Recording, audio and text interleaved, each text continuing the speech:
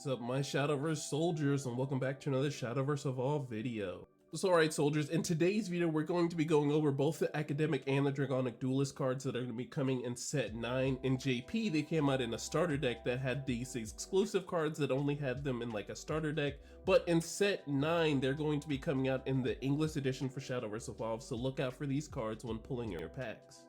Alright, and we're going to be starting with Runecraft, and I do want to apologize. I do now know that I got a little bit of feedback on the Runecraft video and the music was too loud. I will surely make sure that does not happen in the future when doing reveals in future videos. I was just uninformed and I was just in a rush doing that video, so I'm very sorry that you guys could not really hear anything past that loud music. But starting off with our first card, we have Anne Mysterian Prodigy. So she's a 6-cost 5/5. When she comes into play, you choose one of the following. If there are at least 10 academic cards in your cemetery, you can choose up to 2 instead. You can either 1, search your deck for Anne sorcery and put it into your EX area, and then the next Anne sorceries you play this turn cost 5 less, or 2, you search your deck for a Grey Mysterian Dragoness and put it onto your field. Well, look at that, Academics finally has a solid boss monster here. I know in the past they didn't really have anything too cool. The previous Anne only searched out another academic card, which you can now search out a card like this, which is pretty good.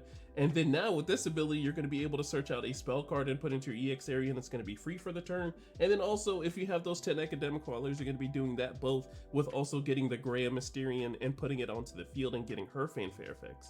Alright, let's look at Grey Mysterian Dragoness. So she's a 3-cost 3/3. You can evolve for 1, but when she comes into play, you select an enemy follow on the field. If there are at least 10 academic cards in your cemetery, you deal 4 damage to it and 1 damage to its leader. Alright, so it looks like you're only going to want to get this card when you're going for the 6-cost and play, especially having those 10 academic cards, since you can do both those fanfare effects. And then putting this card into the field and dealing 4 damage to a follower and then 1 damage to its leader through burn damage. Alright, and looking at Greya Evolve, so she turns into a 4/4, and while this card is on your field, your academic spells deal 1 more damage, and then on Evolve, you search your deck for a Greya's Ember and put it into your EX area, and the next Greya's Embers you play this turn cost 1 less to play. So I'm really enjoying the free play that is coming from this deck. So on top of that, you can go ahead and search for this Grey and put it into play. It's going to be dealing 4 damage and then 1 damage to the enemy leader. And on top of that, your academic spell is going to be dealing 1 damage once you evolve Greya. And on top of that, you get the Greya's Ember from your deck and putting it into your EX area, and it's also going to be free for turn. Alright, next up we have Owen, Knight of Mysteria. So he's a 2-cost 3/2. He has a rush ability, so when he swings strike, you put a Mysterian Missile token into your EX area. But when he comes into play, if there are at least 5 academic cards in your cemetery, give this follower +1/+1 and a sail. Alright, so this card is pretty solid, so you can swing with a 4/3 potentially if you have the requirements, and on top of that, when you do swing with this follower, you get a 1/1 by putting a token into your EX area. And figuring out what a Mysterian Missile token is, it's a 2-cost spell token. You can select the enemy following on the field and deal it 3 damage, and if there are at least 10 academic cards in your cemetery, deal 2 damage to its leader. Alright, so if you have those extra play points when going for the Greya, you're going to be dealing 4 damage to something and then also dealing 3 damage to its leader. Alright, next up we have Anne Sorcery, so it's a 5-cost spell. You can choose one of the following. You can either 1, select the enemy leader or enemy follower on the field and deal 4 damage and draw a card, or 2, you can spend 3 play points and select the enemy leader or enemy follower on the field, and if there are at least 10 academic cards in your cemetery, deal 8 damage and draw 2 cards. Alright, so this card is nuts, especially if it's going to be free getting it off of the boss monster 6-cost Anne. So yeah, I think this card alone makes Academics very scary just so you can do burn damage to face. So spending 5 is going to let you deal 4 to either a follower or to enemy leader while drawing a card, but usually if you're going to be going for that big boss monster and play, you're definitely going to want to look into going to the second ability by spending those 3 play points and then dealing the potential 9 to face and then drawing 2 cards. Alrighty, next up we have Greya's Ember, so it's a 1-cost quick spell. You select the enemy follower on the field and deal it 2 damage, and if there are at least 5 academic cards in your cemetery, you deal 3 damage instead. I mean, Your Honor, I feel like they just gotta rock with me a little bit. Alright, so hear me out. So for 1, we get a snipe, and then if we have 5 academic cards in our cemetery, we deal 3 damage instead. But if Dragon has a Blazing Breath in hand and they hit 7 play points, they can do 4 damage or something. Make it make sense. But outside of my personal complaints, I think this is a wonderful card as a good snipe too, and then if you have extras in your deck, getting it off of the Greya ability is going to be very nice too, because the solid Greya legendary is going to be dealing damage to that follower too. Alright, next up we have Mysterian Summoner Veil, so she's a 4-cost 2/2, you can evolve her for 1. Alright, and then we have the Mysterian Summoner Veil Evolve. So she turns to a 3/3, but on Evolve, you look at the top 5 cards of your deck. You may put up to 2 academic followers that cost 2 or less play points into your EX area.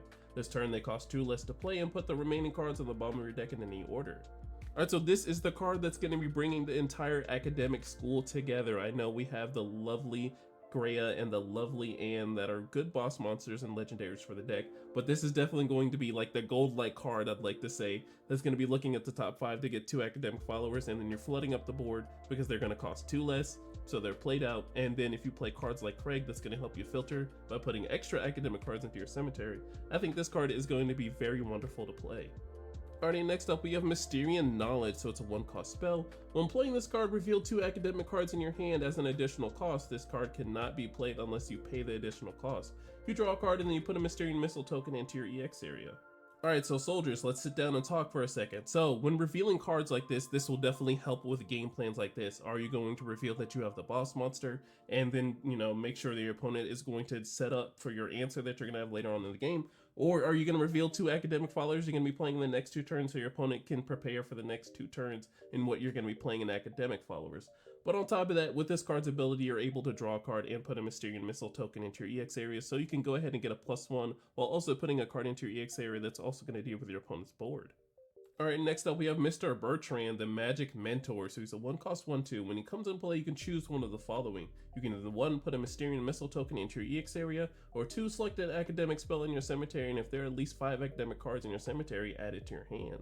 Alright, so this card is just removal build up, so you can get the Mysterian Missile token that's going to removal in your EX area, or you can get a spell that you probably use throughout the game that you might want to go ahead and use again, either that being Anne's Sorcery or something like that, put it back into your hand so you can use it again.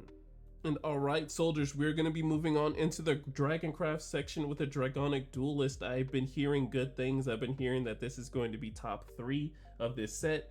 I'm curious as to how this is going to unfold, but I am excited to see what these Draconic Duelist cards look like. Alrighty, and then we have Romalia Lightning Striker. So she's a 3-cost 1/3. You can evolve from 1, and she has Bane, but she does have an ability, last words. If there is an Aftershock token on your field, put a lightning counter on each Aftershock token on your field. Otherwise, summon an Aftershock token. I don't know about you soldiers, but a Dragoncraft card with Bane is nasty. But I am very excited to see what this Aftershock engine is going to look like, being that you can go ahead and summon it as soon as she dies. As long as this card isn't banished, you're going to be starting your engine with this card.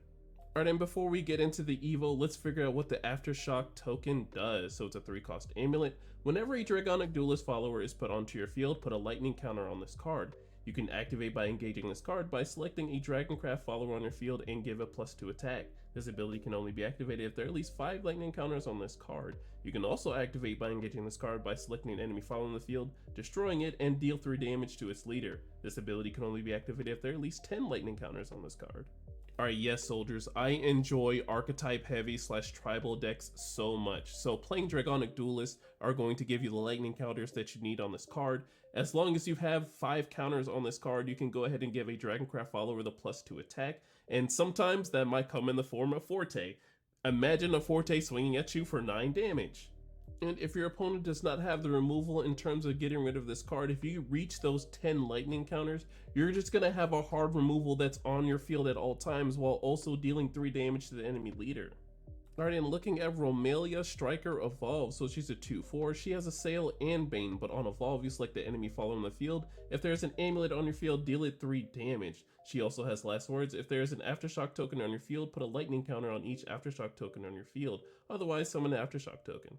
Alright, so if you have the extra play points, you definitely want to commit into evolving Romalia because she's going to have that Assail and also having the Rush when evolved too by having that Bane, so she's going to trade into whatever she wants to go into and then nicely remove whatever follower that she needs to take care of. On top of that, if you have the amulet already on field, you can go ahead and deal an extra 3 damage to another follower on the field while swinging into another follower, taking care of 2 things at once, and this will then proc the last words for this card by summoning an Aftershock token if you don't already have one, but if you do, you can go ahead and add an extra lightning counter to it. Alrighty, and next up we have Masamune Raging Dragon, so it's a 2-cost 2/2. It has Bane, but when it comes into play, if there are at least 3 Draconic Duelist cards on your field, give this follower +2/+2 and Storm. Alright, so before reading Aftershock, I was not a believer in this Draconic Duelist deck, but hitting those 3 Draconic Duelist cards are not going to be very hard to do, especially if you're going to have the amulet on field counting as the 1. So all you need to do is just make sure you play another Draconic Duelist since your deck is going to be archetype heavy and tribal. I don't think that's going to be too crazy to do. But getting those 3 Draconic Duelist cards is going to give this card the +2/+2 in Storm. You're going to have a 4/4 Storm coming to face, or if you need to trade into another follower, since this follower also has Bane, you can just go ahead and hard remove another follower on the field. Alrighty, next up we have Poseidon. He's an 8 cost 4/7. He has Ward, but when he comes into play, you search your deck for up to 2 Draconic Duelist followers with different names that cost 2 play points or less, and put them onto your field. So it looks like this is going to be the boss monster of the deck. So spending 8 play points is going to get you 3 counters on your Aftershock, and then you're going to be playing 2 Draconic Duelists that are hopefully going to be getting their fanfares off too. If you get a card like Masamune, you're going to definitely have a 4/4 with Storm on the board, and if you have those 5 lightning counters, that card is going to be a big 6/4. Alrighty, next up we have Pure Voice Dragoon, so it's a 5 cost 3/4. When it comes into play, you search your deck for a Draconic Duelist follower that costs 4 play points or less and put it onto your field, and if Overflow is active for you, give your leader +3 defense. Alright, so reading these cards more and more, I'm definitely becoming a believer in Draconic Duelist, because this deck is getting nice and spicy with all this free play. So spending 5 gets you a Draconic Duelist that's going to get you a lightning counter, and then spending 5 is going to get you another Draconic Duelist that's going to be 4 or less. They're going to get their fanfare effects, and then they're going to get you another lightning counter for your Aftershock. And then even on top of that, if you have 7 or more play points by playing Dragoncraft and doing what you do best and ramping, you're going to get 3 defense. Alright, next up we have Katakura Kujiro. So he's a 2 cost 2/2. You can evolve him for 1. When he comes into play, you select another Draconic Duelist follower on your field, and if Overflow is active for you, give it +1/+1. So essentially you need 7 play points to really get the benefit off of this card. I don't know why there was a period there, like you could just select a Draconic Duelist and then, you know, that's all you can do. But selecting a Draconic Duelist when you're at those overflow of over 7 play points, you can give another follower +1/+1, which will really come in handy with the Masamune. Alright, and then we have Katakura Evolve. So he turns into a 3/3, but on Evolve, you look at the top 4 cards of your deck. You may reveal a Draconic Duelist follower from among them and add it to your hand. You put the remaining cards to the bottom of your deck in any order. Alright, so if you're in the early game and you have some ramp and you want to really do something, sometimes going for the Katakura to look at the top 4 to get a Draconic Duelist card is not bad to look at. Alrighty, next up we have Dragoon Scyther. So she's a 2 cost 2/2. She has Bane, and when there is another Draconic Duelist card on your field, this follower has Storm. Alright, so this is another solid target for your free plays. So this card is always going to be live for the Storm as long as they have the amulet on field. So having a 2/2 Storm is pretty good in terms of damage, but when playing it and then paired up with the Aftershock card by giving this card the +2 attack, having a 4/2 with Storm is pretty scary. Alrighty, next up we have Gargoyle. So it's a 4 cost 4/5. It has Rush and Ward, but when it comes into play, if there are at least 3 Draconic Duelist cards on your field, you draw 2. I was just thinking to myself that this deck has heal, it has Storm, it has Bane, it has burn damage. I was wondering to myself what this deck was missing, and it was draw. And I was like, okay, well, you know, Dragoncraft isn't really the craft that you want to go to if you really want to draw cards. But if you want to play Draconic Duelist, it has that too. Now, the one thing that the Draconic Duelists are missing so far is Aura, but we get that in the form of Forte if you want to be running that in your deck. Alrighty, and then we have our last card, Hypersonic Dragon Newt. So she's a 1 cost 2/1, and when there's another Draconic Duelist card on your field, this follower has Rush and Assail, but when she comes into play fanfare, you can spend 1 play point. If Overflow is active for you, search your deck for a Hypersonic Dragon Newt to put it onto your field. Alright, so this deck looks like the definition of deck thinning is deck winning. So for 2 play points, you're going to be getting 2, not 1, but 2 lightning counters onto your Aftershock, and then getting 2 followers with Rush and Assail. Alright, so on the tag on the bottom here, it does say URs, but they are going to be the SPs for our Shadowverse Evolve Set 9. I'm very excited to see these cards being played out. If you want to pull these cards, then I'm hoping the best for you, because I know that Anne and Gray are a crazy combo because that leader is still insane. But alright soldiers, that is all the reveals for Set 9. I'm glad I was able to get through all of them with you. I'm very excited for Set 9 to be here. I'm ready to have these cards in my hand and playing with these different archetypes, for that being Rune. And I kind of want to dabble in Sword a little bit. You know that Spartacus is definitely a brother of ours, so it would be massively disrespectful if we didn't build his deck and then play around with what his archetype is going to go for. But alright soldiers, before we head out again, I do want to apologize for the Runecraft reveals. I did not mean for that music to be as loud as it was. In the future, I'll try my best not to make it that loud. And I did say that there was going to be a video that was coming out that was a special surprise this Friday, but I'm going to have to move it into tomorrow, so there is going to be a Saturday video. It won't be super long, but it's going to be coming out tomorrow. I have some stuff that I have to get done today, so I hope you guys can understand. But all right, soldiers, make sure you are safe in whatever you do tonight and safe whatever you do for the rest of the year. Make sure to like, comment, and subscribe, and I will see you in the next one. Bye. Yeah. TRINN. Just to get you away. What I got to do, what I got to do.